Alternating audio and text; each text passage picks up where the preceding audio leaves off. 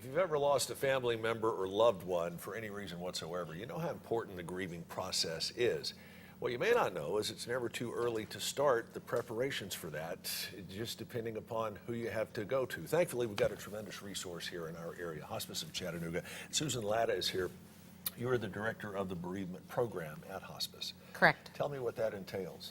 It basically coordinating this whole camp, running groups, seeing people individually, providing bereavement support for the community. And you have a camp coming up, which I think is one of the most phenomenal things that I've ever heard as it pertains to this. Tell me what this is and how it's going to help. This is our 13th year doing a kids camp. It's for kids 5 to 12. It's this coming Saturday. This year our theme is superheroes. What's your power? And so they will come and they will register at 8:30. We start at 9. We have some small groups. We have kids on the block coming. We have an art activity, a music activity, a big energy activity, some other small group participation models, and lots of fun. But this is all geared towards getting that age group prepared for. Yeah, these are kids that have had a significant death in their life, and whether it's a dad, a mom, a grandparent, a sibling, and so all of them will have and they're all in age-appropriate groups. We have 3 different groups according to age. If you've got a youngster like that you think that should be enrolled in something like this, we'll tell you how in just a moment. Obviously, if this is the 13th year, you guys at Hospice of Chattanooga are doing something right. It is an every fall event, and the kids love it. It's being able to say, you know, my dad died, and having another kid say, my dad died too. And all of a sudden there's this commonality. They may go to different schools or not know each other at all, but all of a sudden they have this common element of having a dad die. And that gives those of you who are running the camp something further to build on as you head throughout the day. Correct. It's very kid-friendly. Typically, kids grieve in very small pockets.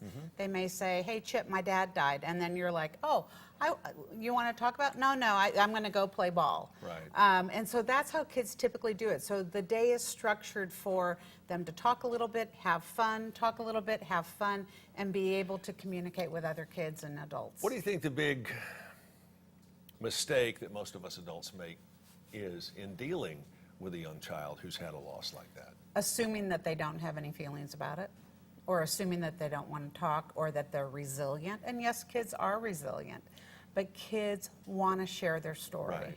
And I would guess that even if you are one of the, how shall I phrase this, one of the self-titled hip adults, you're making mistakes in dealing with kids like that. Because a lot of times you see parents who are going to sit their kid down and they're going to talk them to death even when the child doesn't want to talk. Right. And kids are often the kind of the invisible grievers.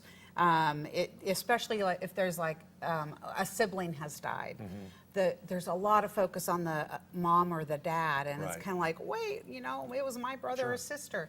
And so I think there's a lot of misconceptions around kids and death, and allow them to share with you what they want to share on their own timeline. Just like I have my own timeline with grief and you have your own, so do these kids. And part of what you need to get involved with Hospice of Chattanooga about is learning how to deal with the kids on that timeline. Correct, yeah. Everybody's different. There's no cut and dried measure.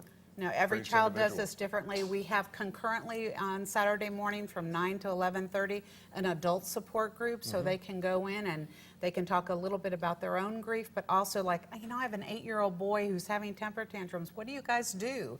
And so hearing from other parents or adults, because a lot of the kids that come are being raised by people other than parents. So it's a great organization. You can always get involved with the folks at Hospice. You are better than Gary Maxidgew. He said you were going to be done. Thank you, Susan. Find out more about the camp, and it's coming up this Saturday starting at registration's at 8:30. It's free to any child in the community. You don't have to have had Hospice of Chattanooga. If they have any questions, they can call 423-892-4289. And the website, of course, hospiceofchattanooga.org. Stick around. We have more of Let's Chat right around the corner.